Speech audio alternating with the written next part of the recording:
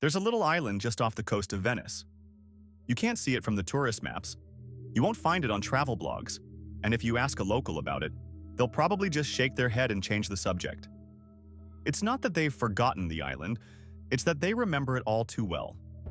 For centuries, this tiny scrap of land has been surrounded by stories, most of them dark, many of them terrifying.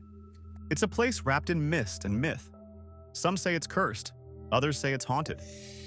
And a few insist that something truly evil lingers there still, waiting for anyone foolish enough to cross its shores. Now, let's be honest. Every region has its ghost stories. But this one? It's in a league of its own. Because this island isn't just creepy, it's considered one of the most haunted places in the world. A place so feared that even fishermen steer their boats away from it. A place so saturated with death, locals have called it the Island of No Return. The thing is, none of this started with ghosts. It started with disease. In the 14th century, Europe was slammed by one of the deadliest pandemics in human history, the bubonic plague. Venice, with its dense population and constant trade, was a ticking time bomb. So the city's leaders made a cold decision. Anyone showing symptoms of the plague would be removed from the city and sent elsewhere. That elsewhere was this island. And here's where the story starts to turn. Because this wasn't a hospital, it wasn't a care center, it was a dumping ground. Plague victims were dragged from their homes, loaded onto boats, and taken across the lagoon. Once they arrived, they were left to die, alone, terrified, surrounded by others who were just as doomed. Bodies piled up quickly. There weren't enough people, or enough time, to bury them all. So they burned them. Day after day, mass pyres choked the island with smoke. Some victims were already dead. Others were barely alive when they were tossed into the flames. It's said that over 100,000 people were burned on that island. Maybe more. The soil itself is said to be made of human ash. Some claim the ground is still warm in places.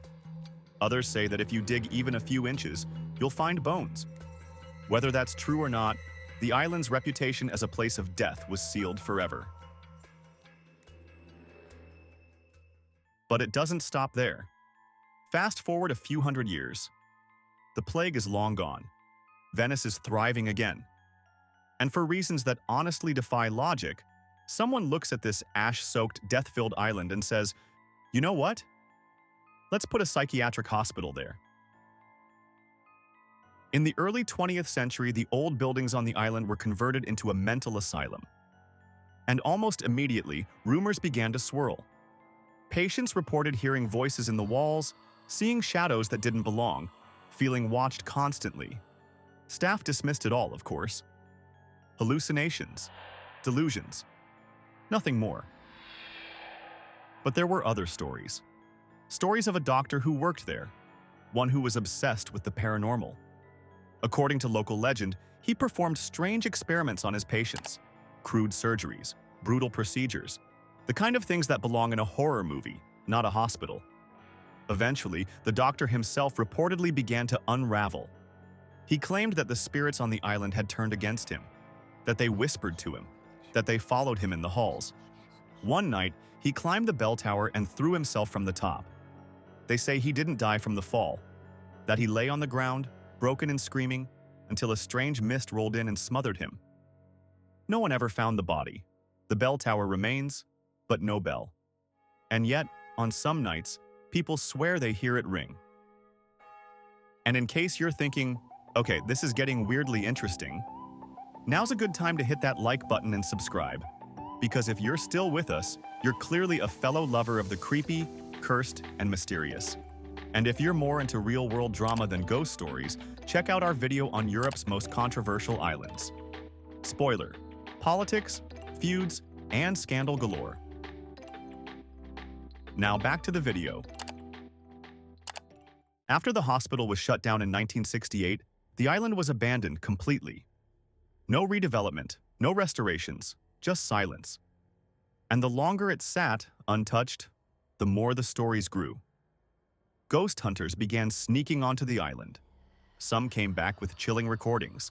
whispers, footsteps, even screams. Others came back and refused to speak about what they saw. A few didn't come back at all. Even the government seems unsure what to do with it. In 2014, the island was offered up for private lease. A businessman won the auction and planned to turn it into a luxury hotel. He pulled out months later without explanation. The buildings are crumbling. The paths are overgrown. And still, no one goes there. Oh, right. The name. It's called Poveglia. If you ask a Venetian about it, they'll tell you it's just a story. An old place with a bad history. Nothing more. But their eyes say otherwise. There's something about the way they lower their voices when they say the name. Something in the pause, the way they glance toward the lagoon, as if half expecting the island to rise from the mist. And the truth is, maybe it is just a story. Maybe the horror is all in our heads. After all, history is full of tragedy. Plague, war, madness. It's not unusual for a place to carry scars. Maybe the only thing haunting Poveglia is the memory of what happened there. But here's the thing. Some places feel heavy. You walk into them and the air shifts. Your instincts tingle. You get goosebumps for no logical reason. And Poveglia? It has that feeling dialed up to 11. Even if you don't believe in ghosts, it's hard to ignore the weight of what's happened there. Tens of thousands of people died in agony. Many more suffered in silence. And now the island sits alone, forgotten by time. It's only visitors, the curious, and the foolish. So is Poveglia cursed? Or is it just a monument to the worst parts of our history? Maybe it's both. Maybe that's why it's so terrifying. Because it forces us to look at what humans are capable of when we're scared, when we're desperate, when we want to forget. It's not just a haunted island. It's a haunted mirror, showing us what we'd rather not see. And that, perhaps, is more frightening than any ghost. So, if you ever find yourself in Venice soaking up the romance, the gondolas, and the spritz, take a moment to look out across the lagoon. You might spot a little island in the distance. Quiet, overgrown, forgotten. That's Poveglia. No tour guides, no welcome signs. Just history. Waiting. Maybe it's haunted, maybe it's not. But one thing's certain. There are some places the world leaves behind. On purpose. Thanks for watching. If this gave you chills or made you Google cheapest boats in Venice, go ahead and give us a like. Don't forget to subscribe for more eerie escapes, offbeat travel, and legends that make you question everything.